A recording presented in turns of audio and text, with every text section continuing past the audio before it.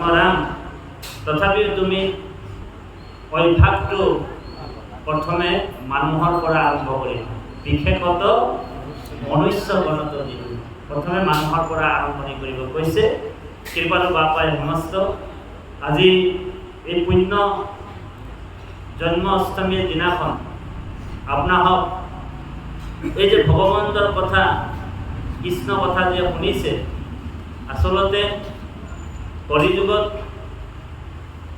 ভাগৱতৰ কথা শুনাটো যিসকল ভাগ্যৱান ব্যক্তি সেইকাৰণে শুকগুৰুৱে ৰজা পৰীক্ষিতক কৈছে যে যিসকল ভাগ্যৱান ব্যক্তি সেইসকলহে কৃষ্ণ কথা কলিযুগত শুনিব বুলি কৈছে অপূৰ্বতে নজানে কেবে ও পৃথিৱীত সুখ দেৱে হে কলি যুগে কৰিলা প্ৰচাৰ বিচাৰি নিশ্চয় কৰি পিয়ায়া কৰ্ণ ভৰি মহা মহা ভাগ্য আছে যাৰ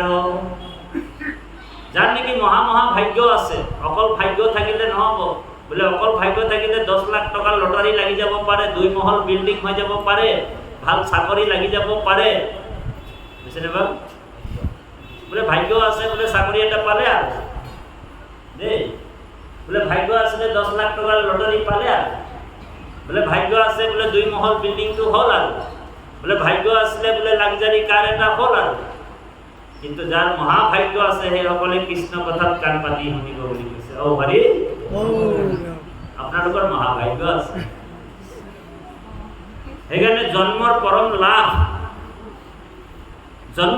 লাভ কি হয় আপোনালোক ভাবিছে জন্মৰ পৰম লাভটো কি বহুত 2 মহল বিল্ডিং হৈ যোৱাটো পৰম লাভ নেকি আমাৰ জীৱনৰ পৰম লাভ 2 মহল বিল্ডিং হৈ যোৱাটো জীৱনৰ পৰম লাভ নহয় এইটো ভাগৱতে কোৱা নাই বোলে ভাল লাক্সাৰি গাড়ী এখন হৈ যোৱাটোৱে জন্মৰ পৰম লাভ নেকি বোলে সেইটোও নহয় বোলে ভাল চাকৰি এটা পাই যোৱাই বোলে জন্মৰ পৰম লাভ নেকি বোলে সেইটোও নহয় বোলে জন্মৰ পৰম লাভটো হৈছে বোলে জন্ম লাভ হো পৰম পুঞ্চা অন্তে নাৰায়ণী স্মৃতি বোলে জন্মৰ পৰম লাভটো হৈছে অন্তিম সময়ত আমাৰ মুখৰ পৰা ৰাম নাম কৃষ্ণ নাম বাজ হৈ যাব লাগে আমি বেগত কৰিব পাৰিব লাগে সেইকাৰণে আজি আপুনি মই ইয়াত যত্ন কৰি আছোঁ হয়নে বাৰু এইটো ৰিহাৰ্চল চলি আছে এইটো কি চলি আছে ৰিহাৰ্চল চলি আছে ভাওনা ইয়াত এইফালে ভাওনা কম হয় যেনেকৈ ভাওনাত অখৰা কৰে বোলে অখৰা আকৌ 2 প্ৰকাৰৰ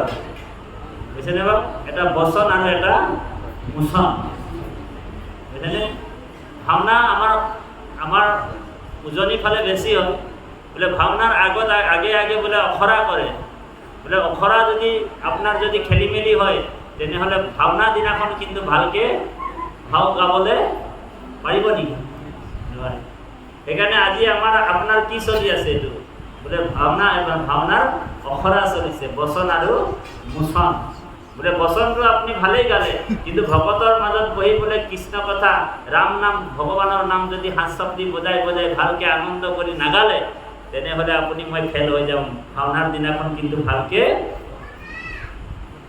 ভাও দিব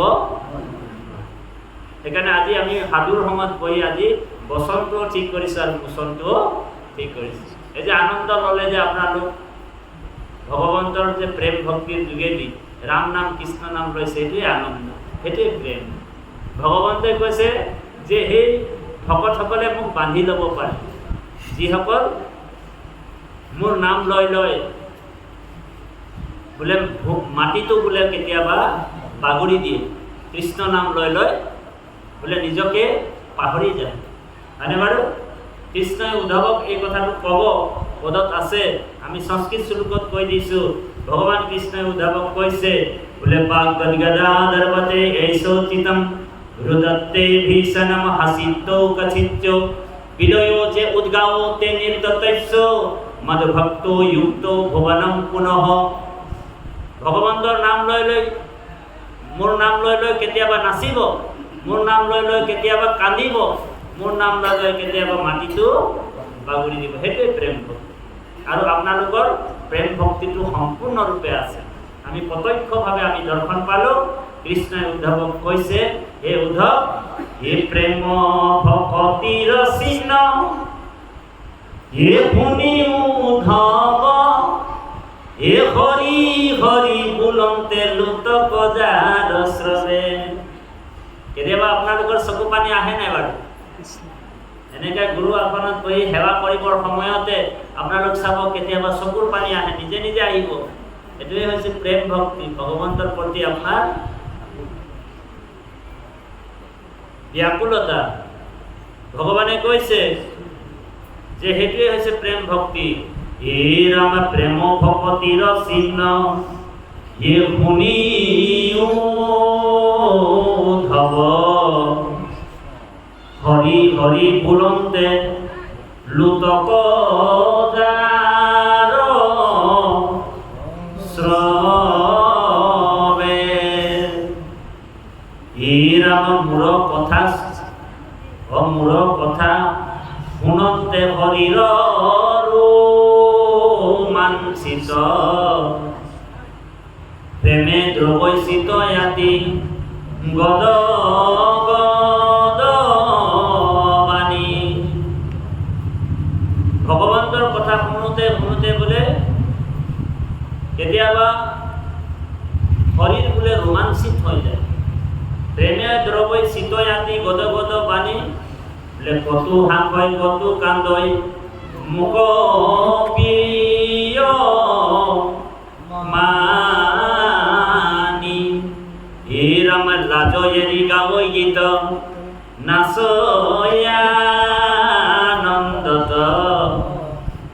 নেৰুতাৰ হৃদয়ক সখী সৰ্ব ক্ষণে।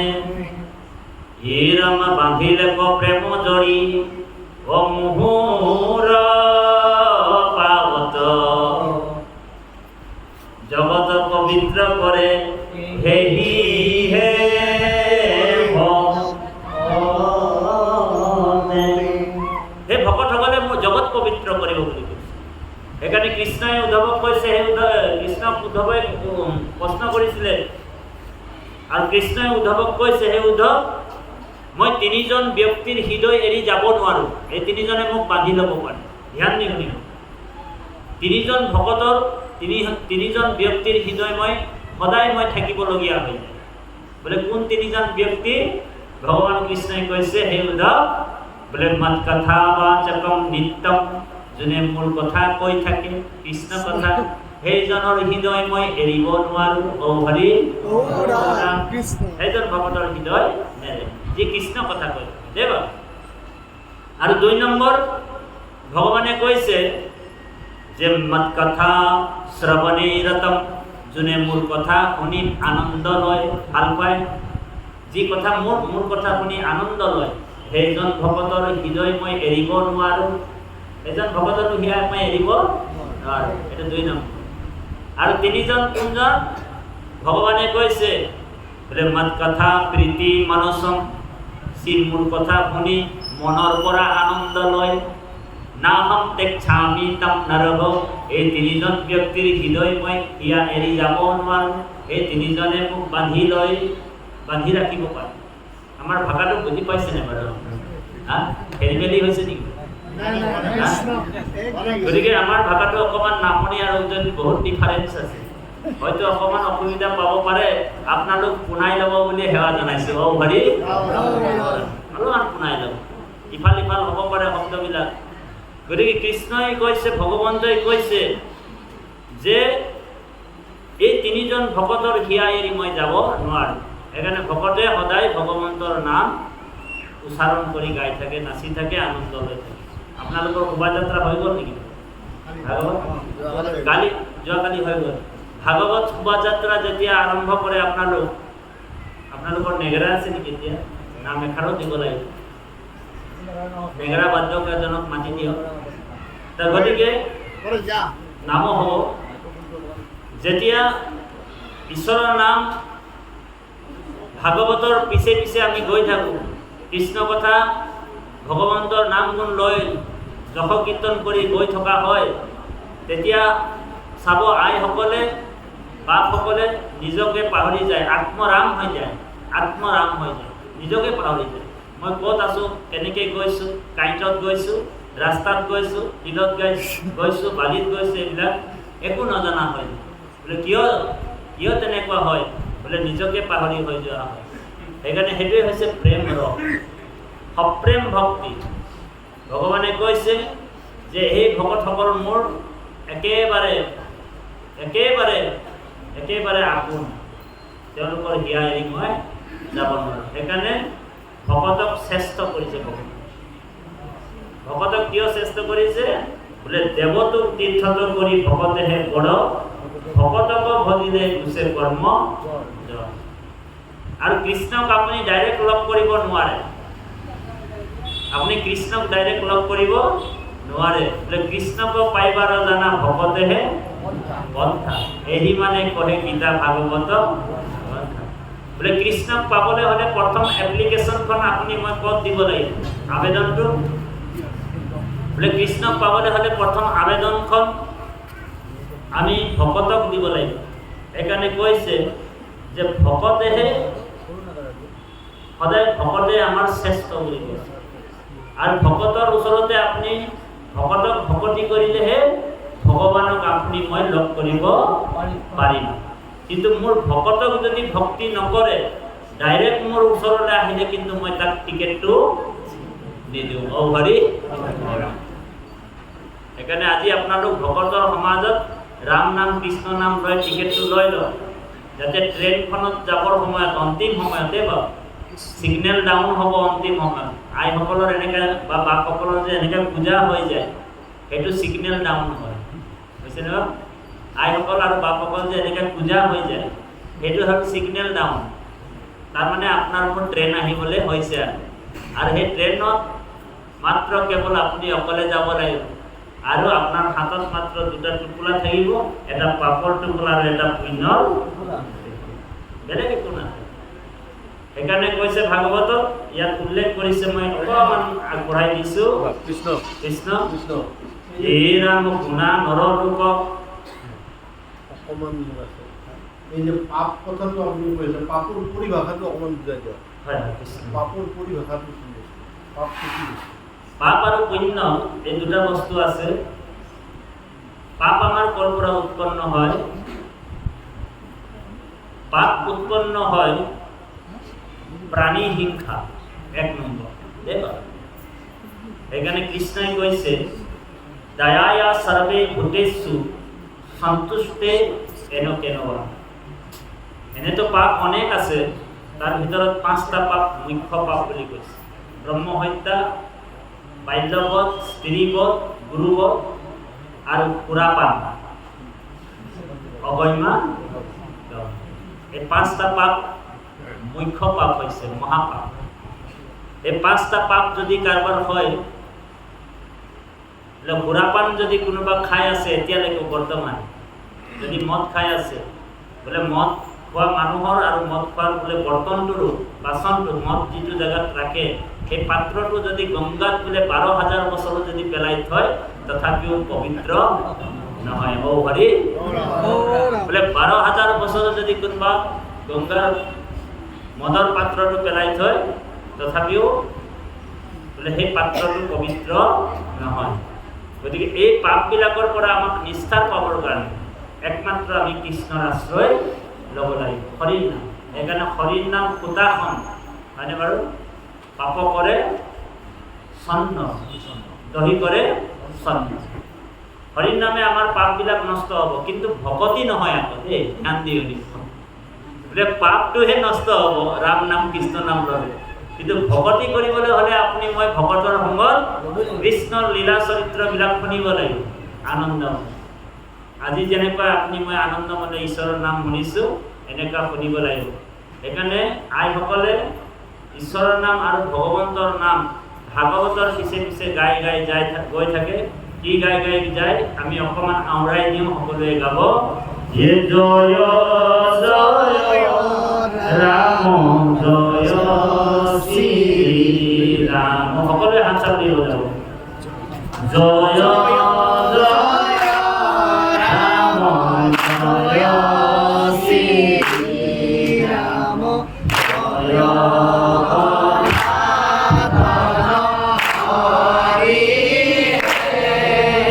রাম জয় রাম জয়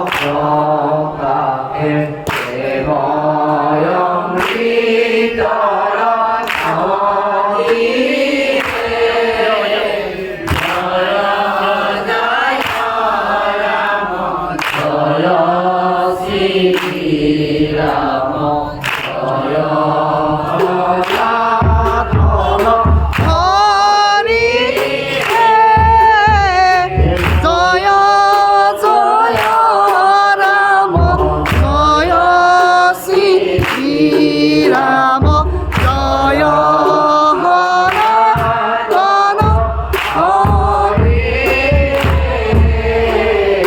হরি রাম রবে বৈকুণ্ঠ প্রকাহে প্রেময় জয়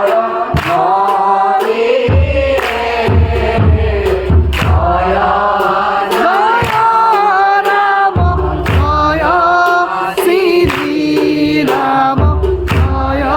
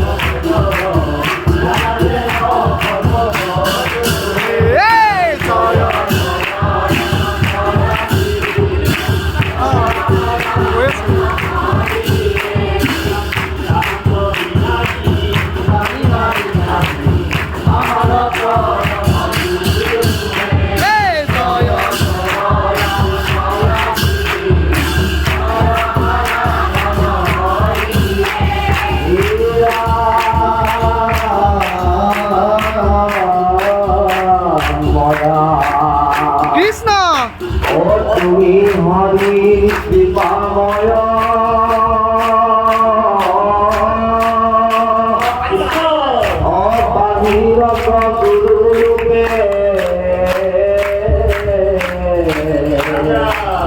অনুগ্রহ করি আশা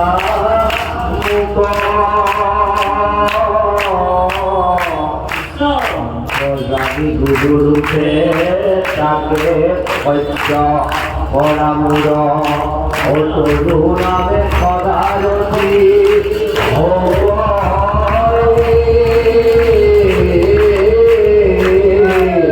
রাম মানব কৃষ্ণ ও ভগত নাম লয়াহিলা কৃষ্ণ নাম নিলে গতি নাই হেরানো করিবা ভগত নাম লয়াহিলা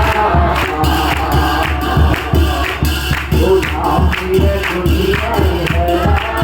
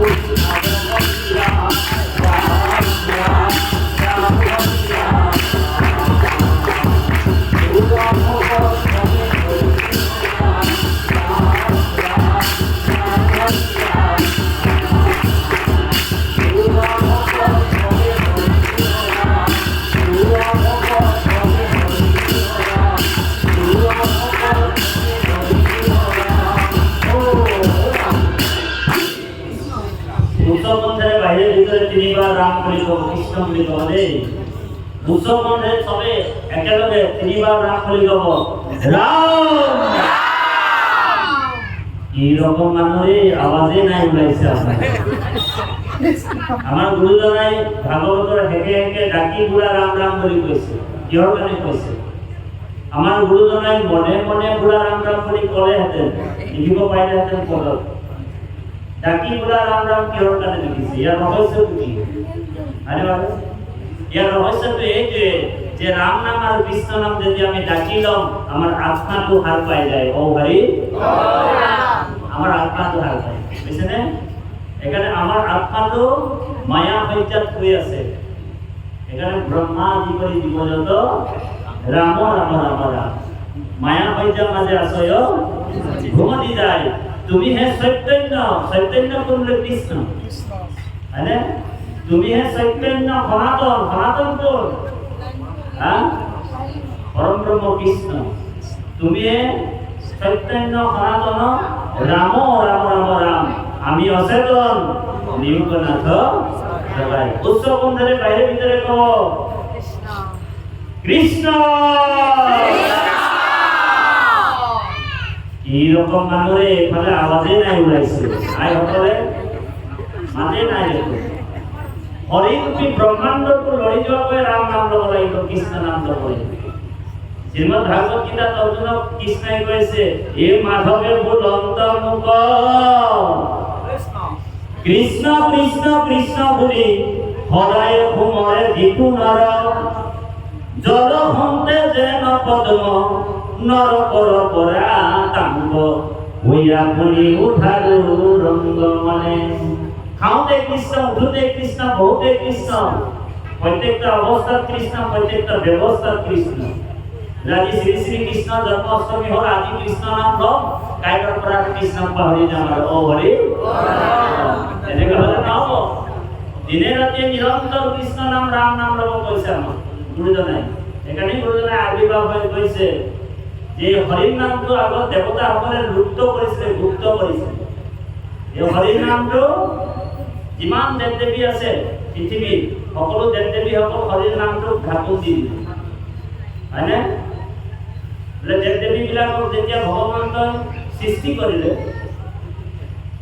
সৃষ্টিটো কৰিলে কিন্তু দেৱ দেৱী বিলাকে পূজা নাপায় ভগৱন্তৰ ওচৰত এখন এপ্লিকেশন পেলালে আবেদন যে প্রভু যে আপনি বলে আমাকে এনেই সৃষ্টি করেছে আমি না পূজা পাইছো না আমার কাম ধান্দা না আমার রোজগার হয়েছে তাই না জব কাট নাই জব কাটও নাই পয়সাও নাই আমাকে এনেই বলে আপনি কিয় সৃষ্টি করিলে বলে কিয় তোমালোকৰ অসুবিধা কি বলে প্ৰভু বলে তোমাৰ নাম লয় বলে ঈশ্বৰৰ নাম লয় বলে যিমান জীববিলাক গতি হয়ে যায় তোমার নাম লয় বৈকুণ্ঠ পাই যায় কিন্তু আমার বলে কোনো পূজাও নকরে সেৱাও নকৰে গতিকে কৃপা কৰি প্লিজ বলে আমাৰ কাৰণে কিবা এটা কৰক আপুনি তো ভগৱানে কৈছে ঠিক আছে ওকে তুমি ঠিক আছে ওকে বলে তোমালোক এটা কাম কৰা বলে মোৰ হৰিৰ নামটোক তোমালোক ঢাকুন দি দিয়া বন্ধ কৰি দিয়া নামটোক তোমালোক ঢাকি পেলো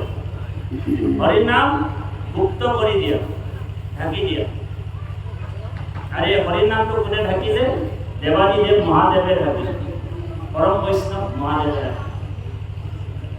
এখানে কইছে হরির নাম গুপ্ত হইলা মনুষ্যত পূজা হইলা বুলি দেব মন রঙ্গ